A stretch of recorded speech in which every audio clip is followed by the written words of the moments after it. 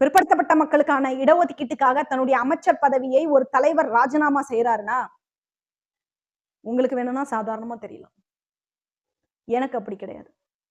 ஏன்னா SC ST மக்களுக்கு இடஒதுக்கீடு கிடைச்சிடுச்சு, உரிமை கிடைச்சிடுச்சு. அதனால அந்த சமூகம் ஓரளவுக்காவது முன்னேறி வந்துருவாங்க.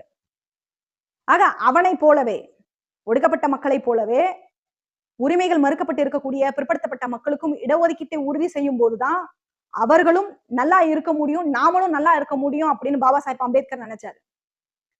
பிற்படுத்தப்பட்டவங்களுக்கான உரிமை கிடைச்சிட்டா அவர்கள் எஸ்சி எஸ்டி மக்களுக்கு எந்தவித தொந்தரவும் செய்ய மாட்டாங்கன்னு நினைச்சாரு. அதனால பிற்படுத்தப்பட்ட மக்களோட இடஒதுக்கீட்டுக்காக குரல் கொடுத்து தன்னுடைய பதவியை ராஜினாமா செய்தார். ஆனா எந்த பிற்படுத்தப்பட்ட மக்களுக்கான இடஒதுக்கீடு கேட்டாரோ ராஜினாமா செய்தாரோ அந்த தலைவருக்கு தான் யாரு அந்த தலைவர் யாருக்காக உழைத்தார் என்பதை எடுத்து சொல்லாத விளைவு இந்த பிற்படுத்தப்பட்ட மக்கள் செருப்பு மாலை போடுறான் அந்த தலைவருக்கு. அதனால அவரோட சிலைகள் தமிழ்நாடு முழுக்க கூண்டுல வைக்கப்படுது. அவருடைய சிலைகள் மோசமான முறையில் அவமானப்படுத்தப்படுது. பாபா சாஹிப் அம்பேத்கர் தலித் மக்களின் தலைவர் மட்டுமல்ல, பிற்படுத்தப்பட்ட மக்களுக்குமான தலைவர் அவர்தான். காரணம் இடஒதுக்கீட்டுக்காக அவர் போட்ட விததான்.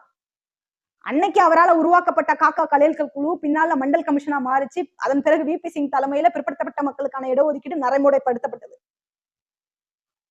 அதோட மட்டுமா விட்டாரு? சூத்திரர்கள் யார் என்கிற ஒரு மிகப்பெரிய வரலாற்று ஆய்வை செய்து பிற்படுத்தப்பட்ட மக்களோட வரலாறை சொன்னவரும் பாபா சாஹிப் அம்பேத்கர் அவர்கள் தான். அதே போலதான் பெண்களுக்கான சட்ட மசோதாவையும் பாபா சாஹிப் அம்பேத்கர் அவர்கள் கடுமையா அதை நடைமுறைப்படுத்தணும்னு போராடினார். இன்னைக்கு பெண்களாகிய நாம ஓரளவுக்கு கல்வியில, பொருளாதாரத்துல, வேலை வாய்ப்புல, ஆட்சி அதிகாரத்துல நம்ம முன்னேறி இருக்கிறோம்னா அது பாபா சாஹிப் அம்பேத்கர் அவர்கள் வரையறுத்த சட்டத்தினால் தான் அது சாத்தியமாச்சு. ஒட்டுமொத்த பெண்களும் பிற்படுத்தப்பட்ட மக்களும் கொண்டாடப்பட வேண்டிய தலைவர்னா அது பாபா சாஹிப் அம்பேத்கர் அவர்கள் தான். அதை யாராலையும் மறுக்க முடியாது.